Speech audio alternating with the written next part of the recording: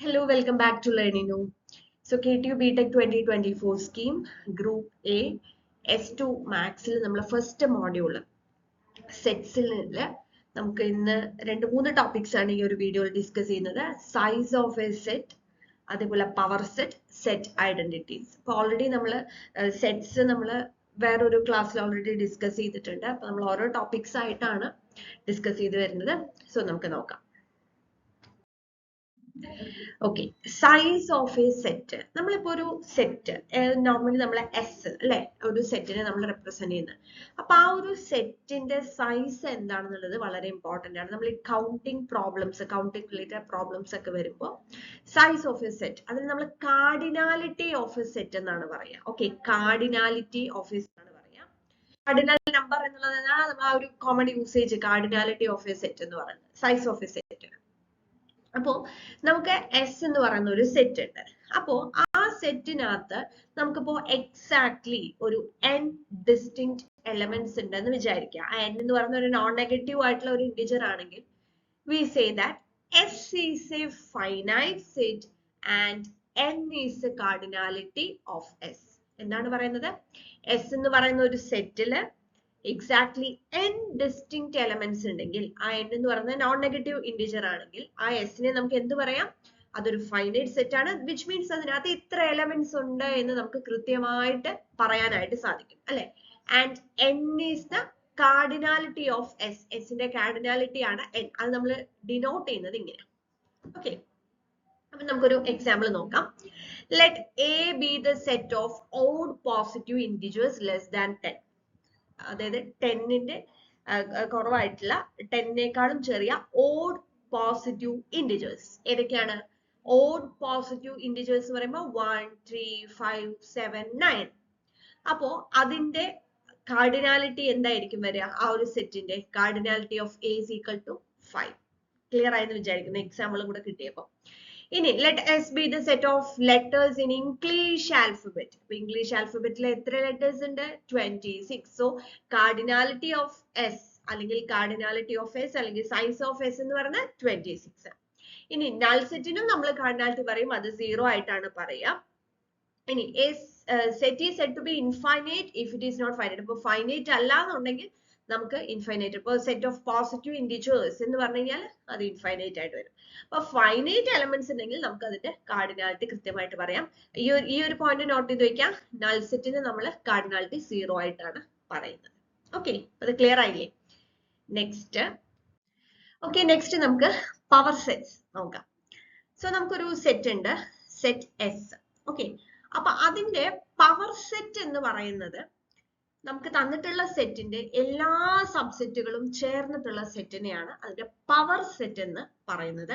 അത് ഡിനോട്ട് ചെയ്യുന്നത് P of S എന്ന് പറഞ്ഞിട്ടാണ് ഡിനോട്ട് ചെയ്യുന്നത്. ഓക്കെ, അപ്പൊ നമുക്കൊരു എക്സാമ്പിൾ നോക്കാം. What is A power set of the set 0, 1, 2? അപ്പൊ എന്താ നമ്മൾ ചെയ്യേണ്ടത്? ഈ ഒരു സെറ്റിന്റെ എല്ലാ സബ്സെറ്റുകളും ചേർത്ത് നമ്മൾ ഒരു സെറ്റ് ആയിട്ട് എഴുതണം. അതാണ് പവർ സെറ്റ് എന്ന് പറയുന്നത്. അതിൽ പ്രത്യേകം ശ്രദ്ധിക്കേണ്ട ഒരു കാര്യം എന്താന്ന് വെച്ച് കഴിഞ്ഞാൽ എംപ്റ്റി സെറ്റ് അല്ലെങ്കിൽ നൾ സെറ്റും അതേപോലെ നമുക്ക് തന്നിട്ടുള്ള സെറ്റും ഈ പവർ സെറ്റിന്റെ മെമ്പേഴ്സ് ആണ്. അത് വിട്ടു പോകരുത്. സോ ഈ പവർ സെറ്റ് ഓഫ് 0, 1, 2 എന്നൊക്കെ വരും. ഫസ്റ്റ് നമ്മൾ ഒരു എംപ്റ്റി സെറ്റ് വരും, then 0, 1, set 0, set 1, set 2, set 0, 1, set 0, 2, set 1, 2, set 0, 1, 2. Clear ആയോ?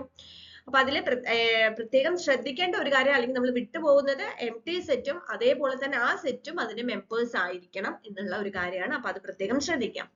ഇനി ഇൻട്രസ്റ്റിംഗ് ആയിട്ടുള്ള ഒരു ഫാക്ട് ആണ്, what is A power set of empty set and what is A power set of set 5? നമ്മൾ എംപ്റ്റി സെറ്റിന് നമ്മൾ 5 വെച്ചിട്ടാണ് നമ്മൾ ഡിനോട്ട് ചെയ്യുക, അല്ലെങ്കിൽ നൾ സെറ്റിന് നമ്മൾ ഡിനോട്ട് ചെയ്യുക.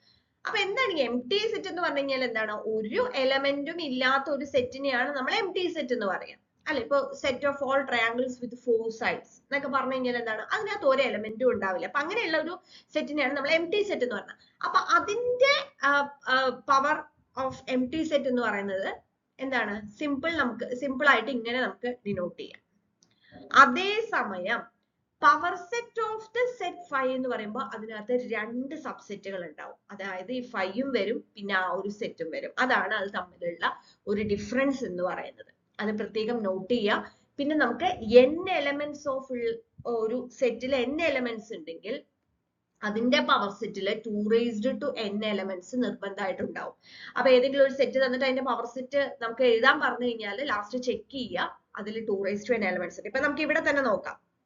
ഈ ഒരു സെറ്റിൽ എത്ര എലമെന്റ്സ് ഉണ്ട്? 3 എലമെന്റ്സ് ഉണ്ട് അല്ലെ? 0 1 2. അപ്പൊ ഇതിൽ നമുക്ക് നോക്കാം, കൗണ്ട് ചെയ്യൂ. 1 2 3 4 5 6 7 8. അതായത് 2 ക്യൂബ് 8 ആണ്. അതായത് 2 raised to n 2 raised to 3 8 ആണ്. 8 എലമെന്റ്സ് ഉണ്ട്. ഓക്കെ, അപ്പൊ പോയിന്റ്സ് ക്ലിയർ ആയെന്ന് വിചാരിക്കുന്നു. നെക്സ്റ്റ് നമ്മൾ സെറ്റ് ഐഡന്റിറ്റീസ് കൂടെ നമുക്ക് ഇതിൽ നോക്കാം. സോ സെറ്റ് ഐഡന്റിറ്റീസ് എന്ന് പറയുമ്പോൾ നമുക്ക് കുറെ ഐഡന്റിറ്റീസ് ഉണ്ട്, അതിന് ഓരോന്നിനും പേരുകളുണ്ട്, അത് കൃത്യമായിട്ട് മനസ്സിലാക്കുക. യൂണിയനും ഇന്റർസെക്ഷനും ഒക്കെ വെച്ചിട്ടാണ് ഇത് പറയുന്നത്. സോ നമുക്ക് നോക്കാം. A intersection U. യു എന്ന് പറഞ്ഞാൽ യൂണിവേഴ്സൽ സെറ്റ് ആണ് ഉദ്ദേശിക്കുന്നത്, which is equal to A. അതേപോലെ തന്നെ A union empty set അല്ലെങ്കിൽ നൾ സെറ്റ് ഈക്വൽ ടു. ഇത് രണ്ടും ഐഡന്റിറ്റി ലോ ആണ് വരുന്നത്. പിന്നെ ഡൊമിനേഷൻ ലോയിലാണ് A union U is equal to U and A intersection null set is equal to null set. That is domination law. Next, A union A is equal to A intersection A is equal to A, idempotent law. Then A complement, A double complement A തന്നെ ആയിരിക്കും, that is complementation law. A union B is equal to B union A അല്ലെങ്കിൽ A intersection B is equal to B intersection A is commutative law.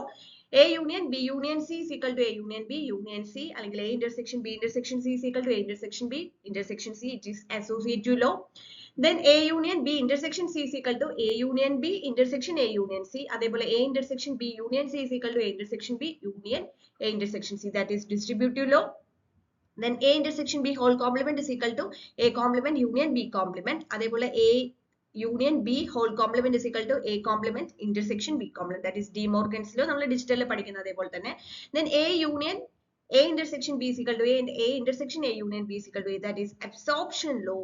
Then A union A complement is equal to U and A intersection A complement is equal to empty set അല്ലെങ്കിൽ null set, that is complement law.